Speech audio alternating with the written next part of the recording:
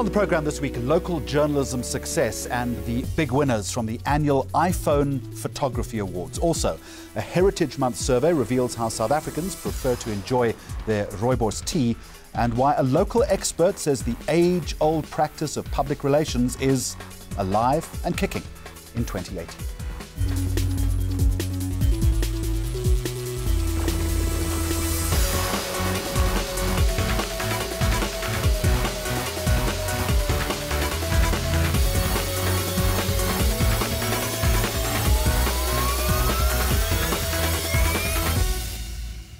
So we're going to start with this, and here's the question. What does it take to produce an award-winning piece of journalism or imagery? Let's start with the Sikuvile competition. Bongani Shilubane, photographer at the Pretoria News, winning Best News Photograph for his image, you'll probably remember it, of clambering students trying to register at the University of South Africa in January this year.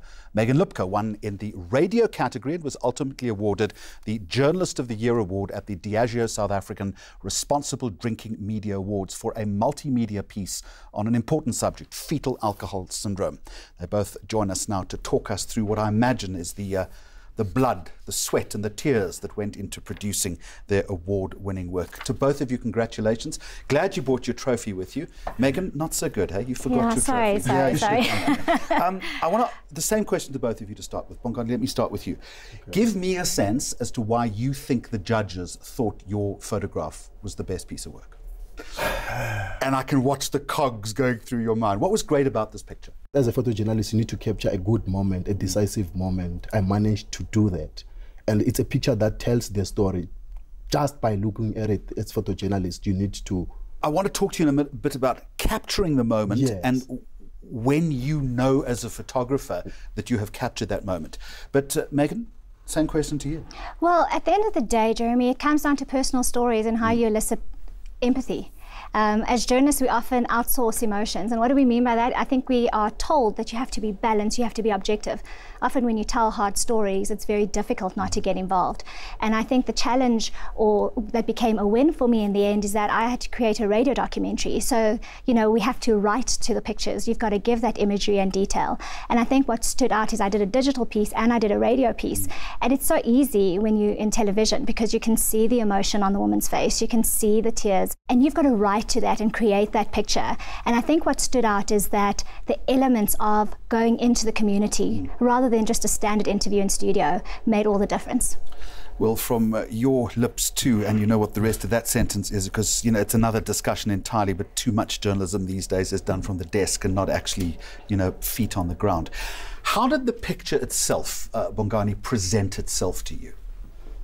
What were the circumstances? Where were you standing? How did you know at that point that you'd found the image? It was January, during registration time, after the president announced the free education. Then various varsities announced that no walk-in will be allowed, and TUT student leaders opposed the varsities' decisions. They said, no, at UNISA, we encourage students to walk in. Then there we go. There was like long queues, student picketing outside. I was there. It was a calm situation. I just climbed on top of a mirror. It's all about finding the vantage point. Yes, yeah. Waiting there with some other journalists. It was, I remember it was Jack from Citizen, it was an Alex from News 24, chatting, talking just at the scene. Then what happened? Students were hungry for education. Then when they announced that they need to go home and come back tomorrow, most of the students, they've been standing on the queue since 4 o'clock in the morning. Then they lost it, they lost control. They started jumping off the fence. I was on my camera as a photojournalist, I was using a wide lens. Then when they started jumping, I immediately changed my gear to a long lens. I saw that picture before it comes to me. I anticipated, like, there is a picture that might happen here. Then I managed to zoom in. Then here we go. The scramble just happened. That's the life of a press photographer, and you've done it so well. But to the other point, at what point did you know that you'd captured the moment, the essence of the drama that you were witnessing? You know, when taking pictures as a photojournalist, when you zoom in, you become a part of the picture. That's when I clicked that button, that shutter, then I felt something that I've got my picture. Even if when I get to the office, I didn't hesitate. I just went straight to those pictures and I just chose the pictures, and just some just for additional. And look, that's the art, not only of photojournalism, and you put that so well, but it's what we all should feel. There is a sense when you know that the story is important and that it's going to have consequence. I mean, Jeremy, you've been in this field for so long. You've seen reporters tell their stories. When you're on the ground, it's very hard to separate the emotion. You know you have that good story when you're looking at your case study or you're looking at that family, and that moment of silence, often in that piece, is your strongest moment when telling a story, because silence gives you the retinue of pain. It gives you the understanding that I've hit a moment that hasn't been revealed. Those are the moments that are gold, and it's hard because at the end of the day, you want tears, and tears come naturally from nerves, it comes from pain. But when you have that silent moment, I know that I found the winning goal in that person. What led you to this story? Globally, South Africa has the highest prevalence of alcohol fetal syndrome. And often the stereotypes are around communities, poor communities, specifically maybe even colored communities. The idea that just gangsterism, drugs, and alcohol is encompassing of what is in that community. And I wanted to go and test it out, because often we are in a position where you have to defend it. And I worked with a community activist, because that's how you find these stories. Nobody knows people like community people. And I met this woman in an electricity box in Eldorado Park, and she was on her 5th child. She had just given birth in the electricity box 2 weeks prior to me arriving. And you know, it took some convincing, and I said, do you want to show your face? And she said, you know what, Megan, if I'm going to tell my story, I'm clean, I've been sober for 7 months.